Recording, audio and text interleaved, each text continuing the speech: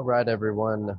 My name is Shane Kipper. Thanks for tuning in to day 2 of the Client Vortex framework. Um, Today, we're going to be talking about funnel frameworks. So basically, everything that we do here is based on frameworks. So each of the steps, each day is going to have its own framework. It's going to have its own system in place so that we can fly through it, so that we can create the right systems in order to have the most success with our content, with our funnels, with our follow-up, and with our retargeting. So today, again, is funnel framework. Slide number 1 is the 3 essential sales elements. So we're going to dive into the 3 core concepts you want to think about when building a funnel. Before I get started, I am currently at Funnel Hacking Live. This is day 2, and I've been getting a lot of really great value. Had some amazing speakers here. Tom Below, Tony Robbins is going to be here. Russell Brunson, just some amazing speakers. So pretty pumped about that. Glad I get to be here to share it with y'all as well. 3 essentials. So number 1 is the lead magnet. So what you really want to think about here is, what is the thing that is bringing in the attention of the person that you really want to work with, right? So first off, if you recall in our video previously, we got really specific and identified who exactly that is.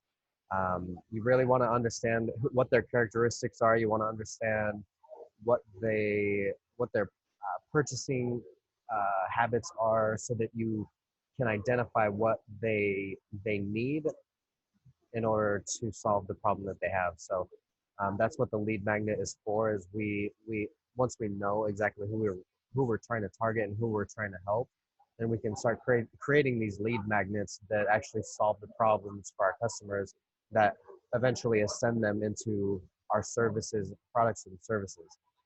Okay, so the thing that brings in the traffic, when someone has, let's say, their issue is maybe, they've got yellow teeth, and that's, they're self-conscious about it, or they, that's kind of their problem. So the lead magnet for that is obviously going to be tips on how to whiten your teeth, how to keep a white smile, that type of stuff. So that lead magnet is drawing in the people that know that they have the problem and that they're looking for a solution. So you give them that solution. And then, obviously, again, we talked about who it was for, but this is super important to identify, because Frank Kern says this all the time, is you're not going to catch a whale using minnow bait. So what that means is, depending on your industry, if you have a product where you're teaching people from the beginner stage, then the bait is going to be a lot more, it's going to be free. It's going to be that basic content, like how to start a business, that type of stuff, or how to lose weight quick. Those are very beginner stages. So those type of lead magnets are going to draw in the beginners or the minnows. So if you are in more of a high ticket consulting position, the lead magnet needs to be something that is appealing to that person, because they've already been in business, they're already getting sales, they're already successful in their fitness, but they want to take it to the next level. Depending on where you're at in your business, what type of results they've already gotten, you want to really speak to that audience with your lead magnet. You want to draw those people in, because our whole framework for all of this is to, one, lead with value, but also to give that person what they want, but also attract the people that we want to work with. At the end of the day, we're not here to work with everybody. We're here to work with the people that we can help the most, the fastest, and with the least amount of resistance. Okay, so what makes it valuable? So this needs to help solve the current frustration. So what about that lead magnet is so appealing to that person? If you are teaching somebody how to flip homes, what is in that they need to get the result that they're looking for. 5 tips for selling your home for the most amount, for flipping, reducing your cost and increasing the profit on your home flip, or what are the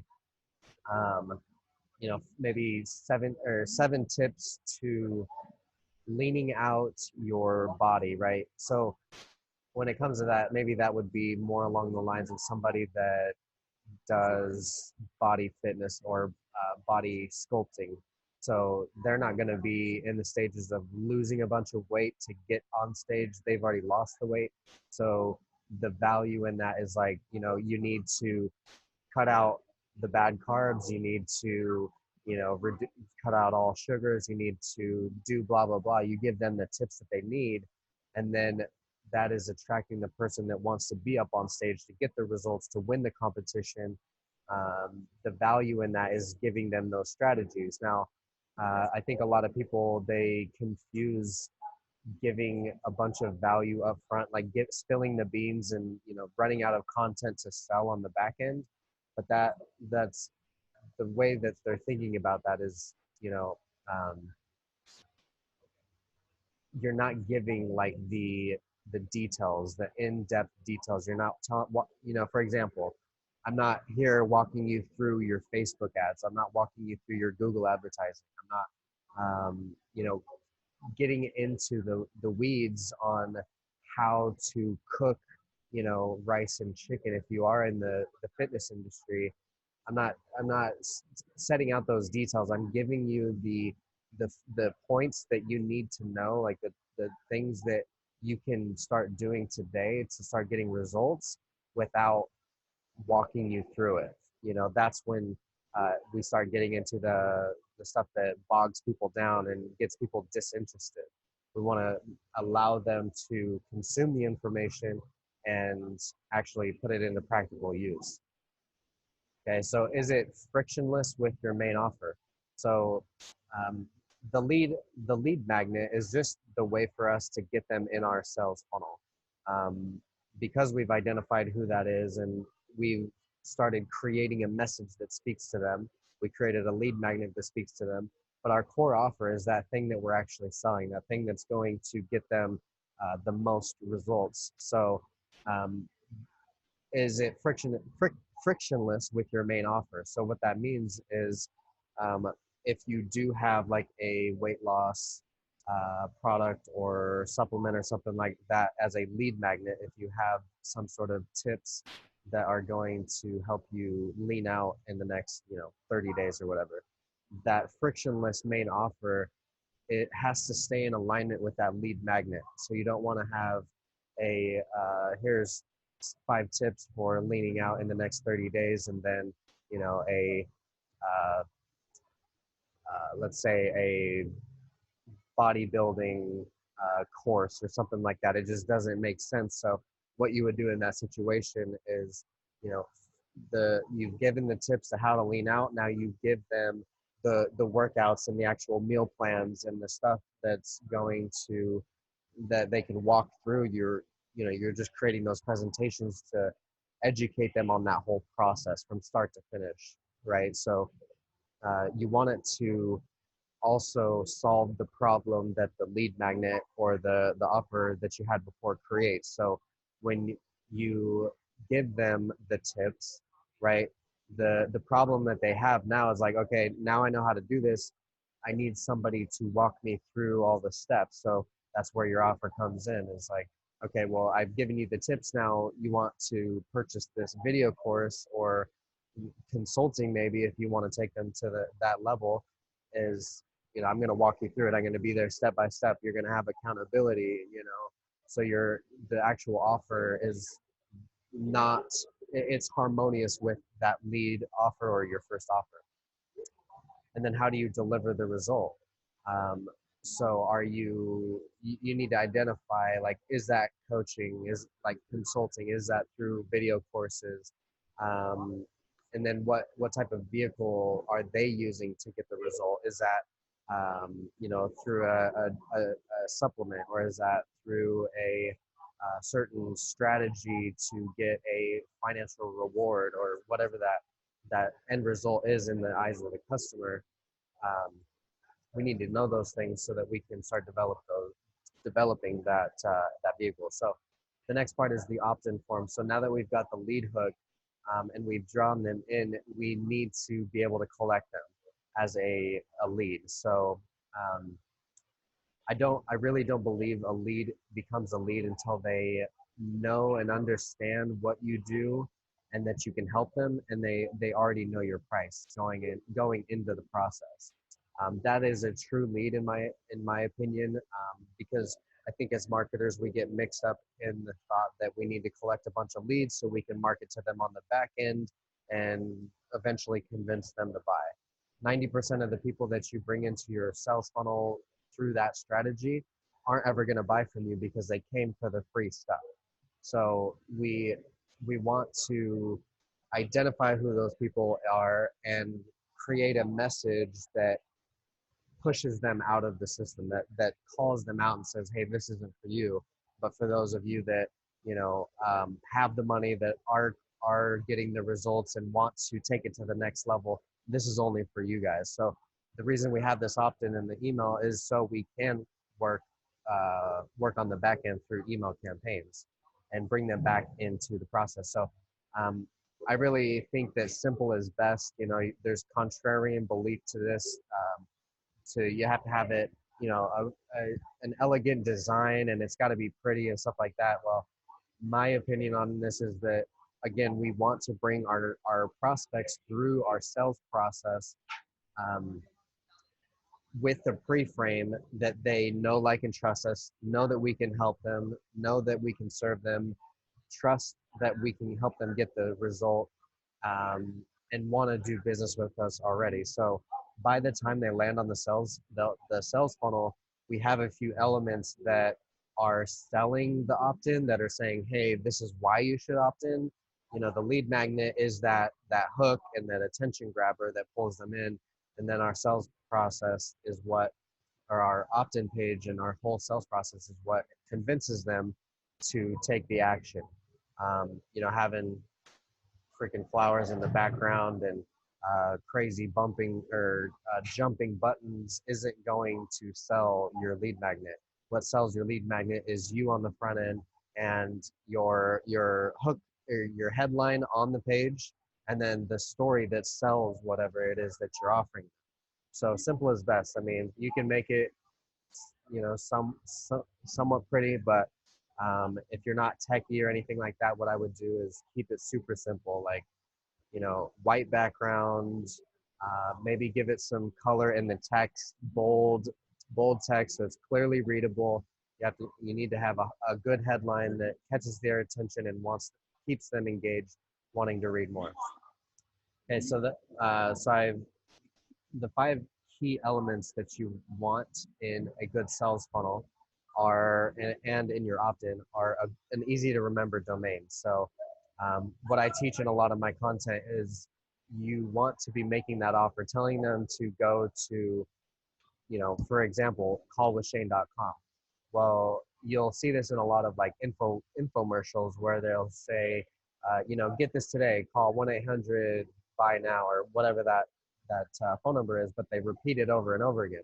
So you basically get to the point where you remember that phone number, and you can call it after the fact, and you'll start to see that a lot of your traffic actually comes from search rather than the paid advertising up front.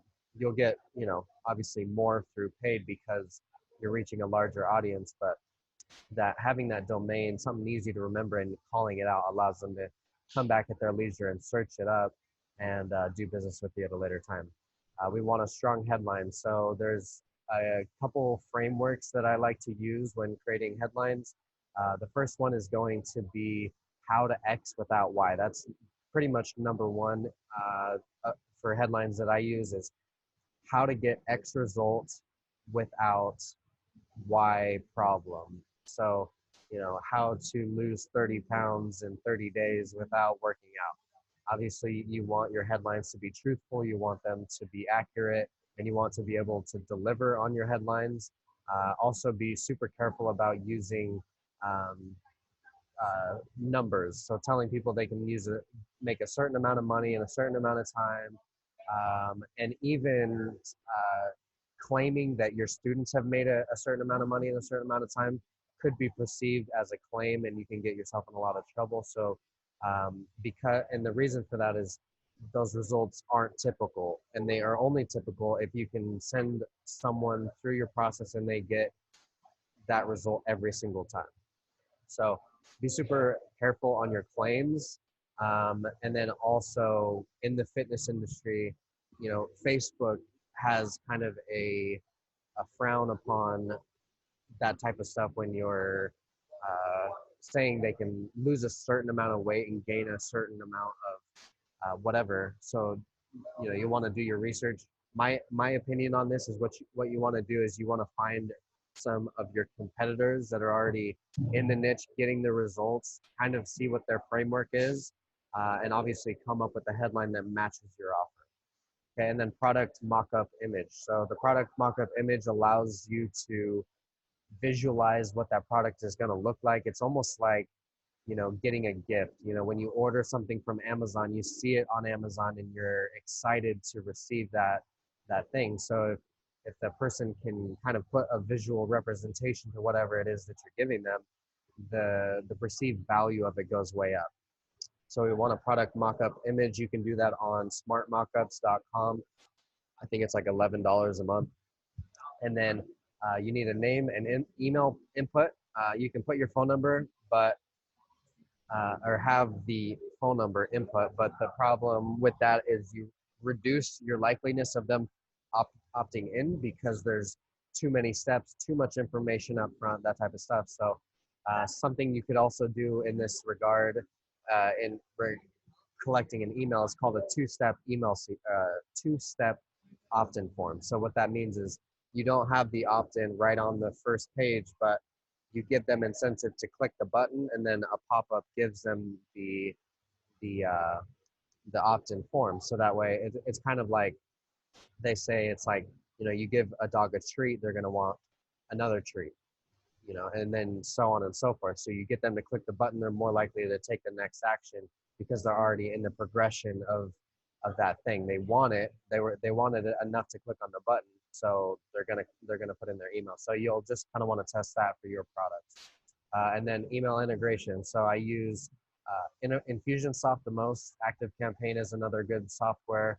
And you can use other free software such as MailChimp and other ones out there, but you're limited to a certain amount of contacts in emails per day. So, and it's actually harder to use on those cheaper platforms. Infusionsoft is drag and drop, but these email integrations are going to allow us to follow up on the back end. Okay, and then follow up is one of the greatest weapons. I think and I've already went over Infusionsoft and ActiveCampaign, but most people forget to follow up. They build a list, they've got all these customers, and then they never reach out to them again. And that is, and you can get this from any marketer out there that has a large list. Anytime they put out a email campaign to their list, they have a surge in income because those people came into your sales process, if you're doing it the way I'm telling you, know, liking, and trusting you. So they may not have bought from you up front, but they want to hear from you. They want to know what else you've got. They want to consume and make sure that you're the person that they want to do business with. But by following up, it allows you to put more offers in front of them, and your income is a direct reflection of the value you put out into the marketplace and the amount of offers you make. So we do that in all our content. We give value and we make offers. And then in our follow-up, we're also doing that. We're sending out more content and value and things that people can start using, stuff that proves that we can help them, and then making that offer, bringing them back into that sales process so they'll buy our things, so that they'll continue to ascend up our value ladder. Okay, the average buyer time frame is about 22 days. From the time they opt in to the time they actually do business with you is 22 days. But we can actually condense that time. We can shorten that time by constantly providing value through follow-up. And not only that, but retargeting. We'll get into that in a later video, but um, giving them the opportunity to continue to move that needle in the result that they want. Eventually by the time they get a certain result, they're going to want more. They're going to want to shorten the time that it takes them to get that result. So if you constantly stay in touch with these people, there's plenty of ways to do this, but you enable yourself to shorten that lifespan of the customer, or the time it takes them to actually do business. So we're shortening the time it takes to actually recoup our ad spend and actually make a profit. Okay, and then number three is to create a customer. So right after we've collected the lead, we want to give them the opportunity to do business with us. So giving them that main offer, that core offer. Immediately give that one-time offer, and one-time offer is short for, or is called an OTO in the marketing space.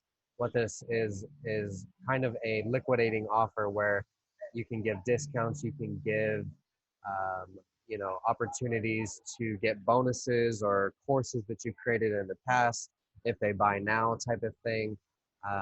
So that way we can on the front end start to recoup our ad spend and create customers. Ideally, we want to break even on our ad spend. So we put $1 in, we get a dollar out. Okay, obviously, ideally, it's $1 in, $2 out. But if we can at least break even, we are acquiring clients for free or customers for free. So if we're acquiring customers for free, we can ascend them up our value ladder. So if we did have a course, but we did have a course and we recouped our ad spend on that person, we still have the opportunity for the life of the person, because they're now in our ecosystem, to continuously throw out different offers and get them to purchase different things. And then you start to increase the overall value of that customer.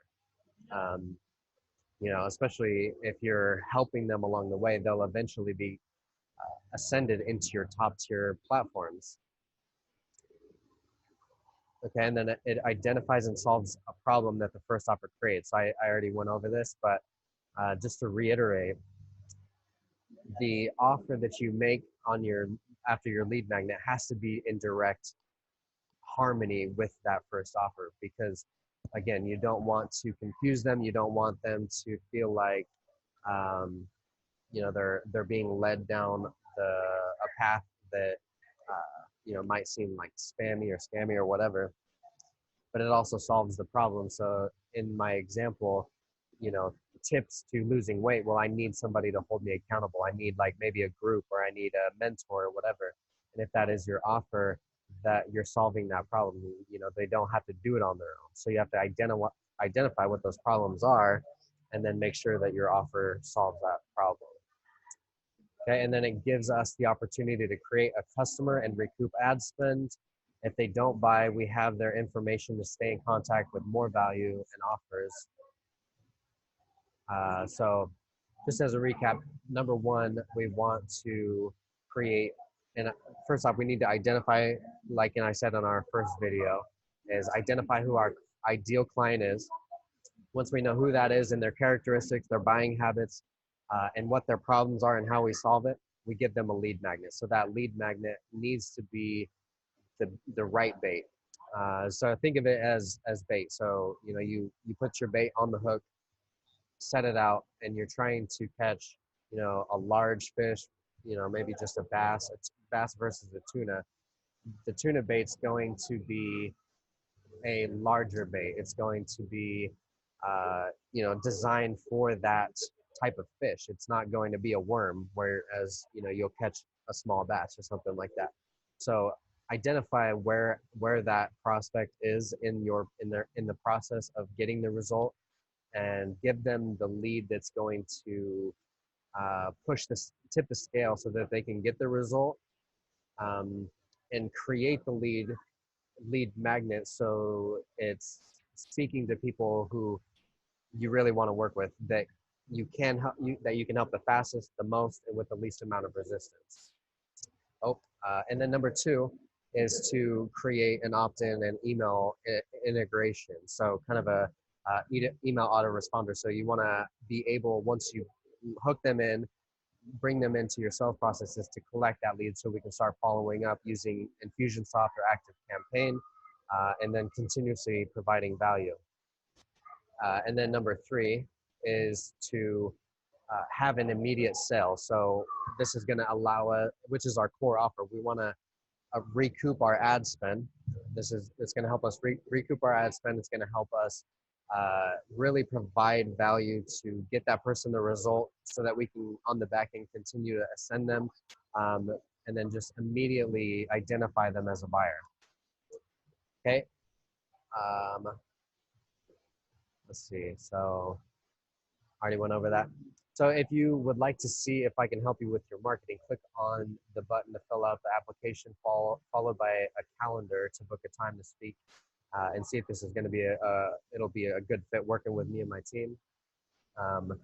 You know, and then watch out for tomorrow's video. We'll be talking about follow-up and automation and content creation. So it should be a pretty good presentation for you. You'll have that in your inbox tomorrow. So just stay tuned. Thanks for watching.